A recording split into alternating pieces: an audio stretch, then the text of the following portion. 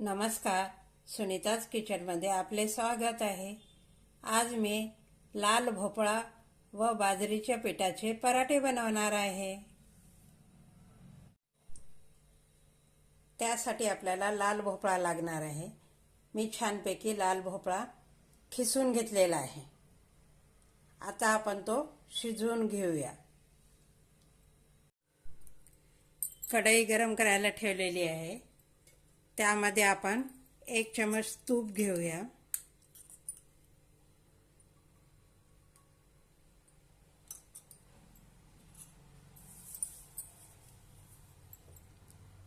आता आपण खिसलेला भोपळा घालूया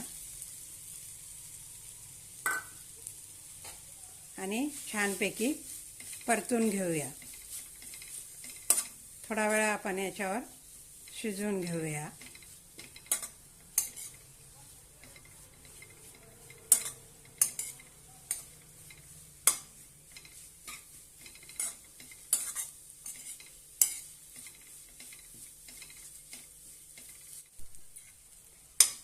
छानपैकी आपले हे थोडेसे शिजलेले आहेत। आता आपण गॅस बंद करून घेऊया आणि थोडंसं थंड करून घेऊया।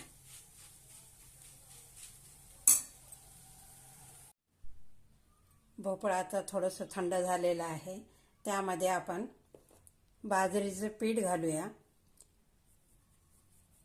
1 वाटी घेतलेलं आहे, पण मी अर्धी वाटीच घालणार आहे। जसं लागेल तसं घेऊया। आणि अर्धी वाटी बेसन पीठ, ते पण थोडं कमीच घालणार आहे। चवीनुसार मीठ, लाल तिखट थोडंसं भरपूरच घालणार आहे। जिरेपूड, थोडीशी हळद, थोडासा ओवा हातावर चोळून घेऊया।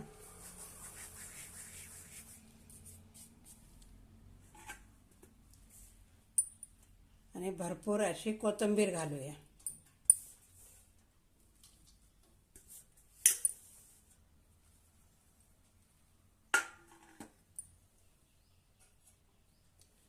थोडंसं आलं लसणाची पेस्ट,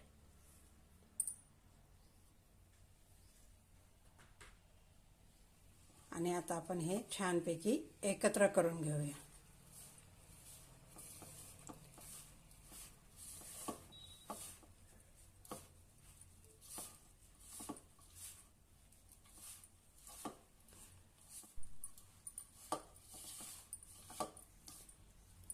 आता आपण यामध्ये थोडं पाणी घालून छानपैकी मळून घेऊया।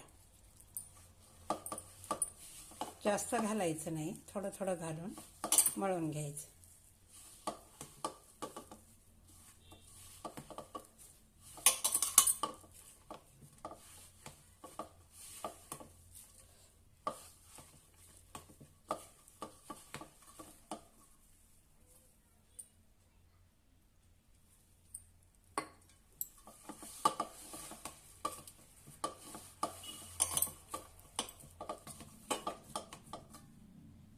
थोडंसं हातावर तेल घेऊया।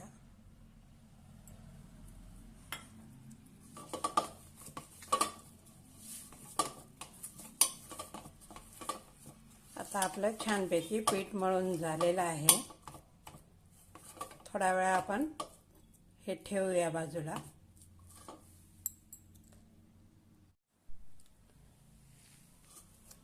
आता आपण पीठ घेऊया।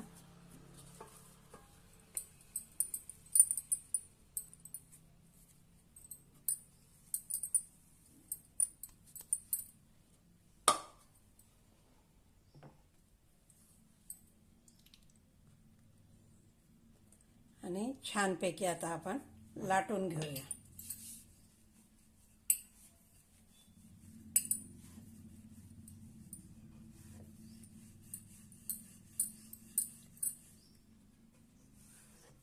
लाल भोपळा पौष्टिक असा असतो, त्यामुळे अशा पद्धतीने आपण पराठा करून खाल्ला ना खूप छान लागतो।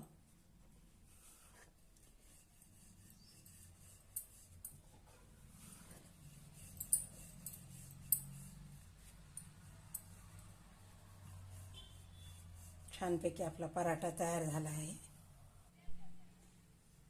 तवा गरम झालेलाच आहे.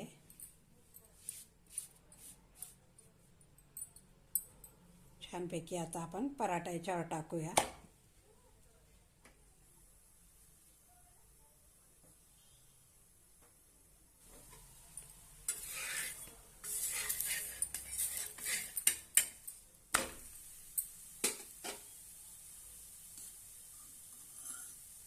मस्त असं आपण तूप टाकूया.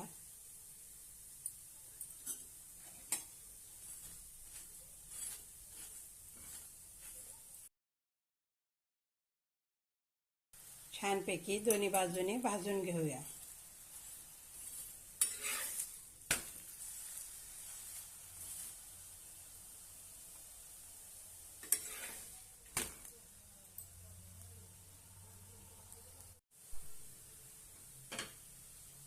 मस्त असा आपला लाल भोपळा व बाजरीच्या पिठाचा पराठा तयार आहे. आता आपण काढून घेऊया.